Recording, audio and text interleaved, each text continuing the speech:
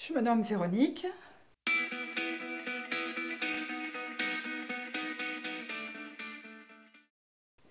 Je me décris comme quelqu'un de très dynamique, joyeux, qui aime la vie, qui a du peps et qui est enthousiaste, habitante de la terre, je dirais. L'impatience, que je tâche de corriger, un grand chantier. Mais oui, c'est un truc qui est récurrent chez moi qui me gêne. Mais comme je vous dis, je suis en chemin. C'est dur parce qu'il y en a beaucoup. Le- L'humour peut-être, la joie de vivre, la résilience. Je crois que c'est ma plus forte qualité, la résilience.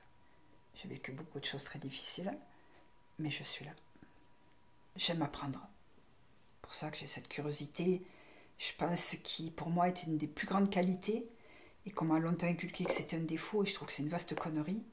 Je trouve qu'il n'y a rien de plus beau pour moi que la curiosité. Ça veut dire que vous êtes vivant et que vous êtes alerte. Pour moi, c'est ça la flamme de la vie, c'est d'être curieux. Parce que ça vous permet d'aller au-devant et des autres et de tout, quoi. Moi, je suis quelqu'un de très volontaire, mais ça, c'est le mental. Et au-delà du mental, je dirais que je suis quelqu'un qui est très ancré sur terre, qui a, malgré les moments difficiles, je veux dire que je suis un peu comme la moule sur son rocher. Voilà, pour illustrer le bas symptôme. Je m'accroche. Ah, la bêtise. Mais au-delà de la bêtise, je crois que la chose qui me révolte le plus, entre autres, c'est l'intolérance à la différence. Je n'aime pas les discriminations sous toutes ses formes. Le racisme, ça peut être aussi bien du sexisme, hein, que de l'anti-migrant, que parce que vous êtes juif ou parce que vous êtes roux. Hein. Il y a pas de, la bêtise humaine n'a pas de frontières, malheureusement. Ça et la faim dans le monde, qui, à mon avis, pourrait être éradiquée depuis très longtemps. Quand je vois aujourd'hui le pataquès qu'on fait pour un microbe, je ne comprends pas. On est capable d'arrêter le monde pour une grippe, mais on n'est pas capable de nourrir correctement cette milliard d'individus sur Terre, surtout sachant tout ce qui est jeté dans nos sociétés. Je sais de quoi je parle, j'ai travaillé en cuisine professionnelle. C'est juste scandaleux. Beaucoup de choses. La première chose, c'est quand je me lève le matin, d'être en vie. Je remercie aussi et je suis en joie parce que j'ai toutes mes fonctions. Pareil, je trouve que c'est une chance énorme.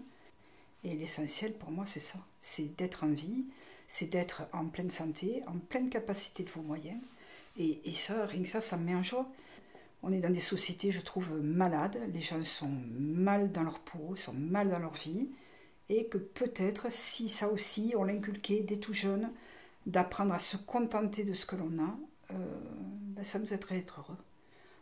Donc apprenons à retrouver le sens de ce qui nous met en joie dans les petits plaisirs simples. Après, ce qui me met en joie, bien sûr, c'est le partage. C'est les autres, c'est l'échange, c'est la communication et ma grande passion, la cuisine. Vaste sujet. Beaucoup de choses. Je pense que je suis vraiment nette de passion. Ce qui me passionne, c'est les gens, les rencontres. Très souvent, vous voyez quelqu'un, puis après, quand vous apprenez à le découvrir, vous vous dites « Waouh !» Il y a tout ça derrière. Je trouve toujours ça fascinant. Mais après, ce qui vraiment me passionne, c'est la littérature. J'adore lire. C'est pour moi aussi tout un monde. C'est comme les gens, quoi. Vous ouvrez un livre et waouh, vous partez dans un monde. Donc moi qui ai une imagination fertile, c'est... La littérature m'a sauvée. Je le dis franchement, les livres m'ont sauvée. C'est grâce aux livres que je suis venue à pleine prise de conscience. Il n'y a pas que ça, hein, mais ça a beaucoup participé dans ma vie. Les livres vous ramènent donc à la découverte d'autres façons de penser, de voir le monde, de comprendre le monde, d'élargir le champ, encore une fois, de la tolérance. Ma passion, ça, la photographie. J'aurais aimé apprendre l'argentique, je n'ai jamais pu. Donc avec le numérique, pour moi, c'est fantastique parce que je photographie 15 fois le même truc. Personne ne me dit rien, même si on me traite de japonaise, ce qui est très réducteur. C'est pas grave, je le fais quand même. Et puis évidemment la cuisine. La cuisine, ça c'est ma grande passion. Et c'est ma résilience. Oui, c'est ma capacité à rebondir, psychologiquement, physiquement aussi, pour justement me structurer. J'ai un côté hyper organisé, hyper carré, hyper rigoureux, hyper... vous allez dans ma padarie encore aujourd'hui, tout est rangé, tout est plié, enfin, il y a jamais... Il y a un peu du bazar au salon, tout ça, parce que je veux que ça vive et tout, mais je suis quelqu'un de très ordonné, très rangé, je sais tout se trouve, enfin, j'ai d'ailleurs été secrétaire de direction pendant des années, enfin, vous voyez, j'ai un côté très pragmatique, très organisé. Après, le côté de bourlinguer tout le temps, je vous dis, c'est aussi une force, hein, parce que j'ai une souplesse. Moi-même, j'ai énormément bourlingué. Moi-même, j'ai du mal à être stable, soit dans mes boulots ou dans ma façon d'évoluer dans la vie. Mais la souplesse, c'est aussi que je suis très curieuse, je m'adapte à tout. Je vais au-devant des gens, des lieux. Dès qu'il y a une proposition pour faire un truc, hop, je lève la main. Donc, bon, il y a aussi le bon côté des choses. Voilà. J'adore les challenges. C'est ce qui me permet justement de rebondir à chaque fois. C'est ce qui me permet de... Comme un ressort, si vous voulez. En plus, ça me permet de me donner de la valeur.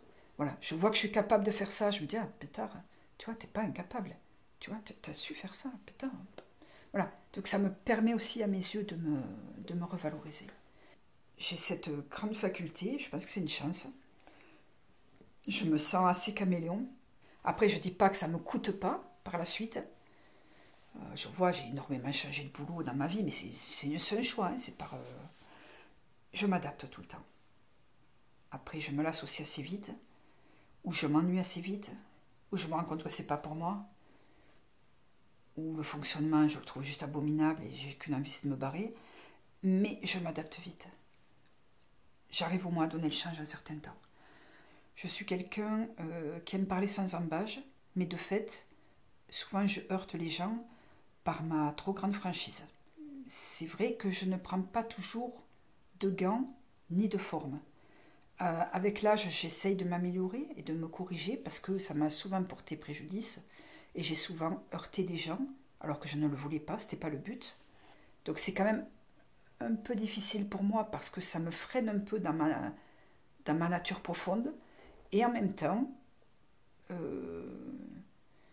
j'ai envie aussi de préserver mes relations. Donc,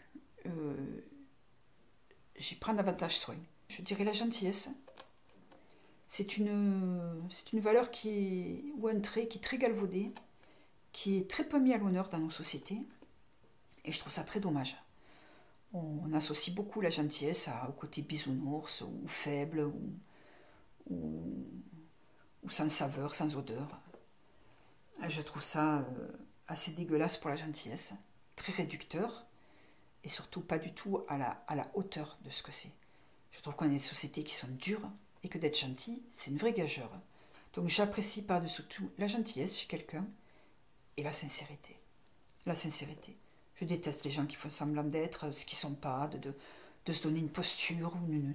Je ne vois pas l'intérêt. Si je me rends compte que quelqu'un fait semblant, c'est rédhibitoire chez moi. Il y a deux, trois trucs rédhibitoires, c'est l'avarice, le faire semblant et le racisme sous toutes ses formes. Voilà, je crois que c'est trois travers chez l'être humain qui me feront tourner les talons immédiatement. Mes valeurs, c'est ça, c'est respecter. Voilà, j'essaye vraiment de respecter les gens et de respecter l'endroit où je vis, où qu'il soit. Où qu'il soit.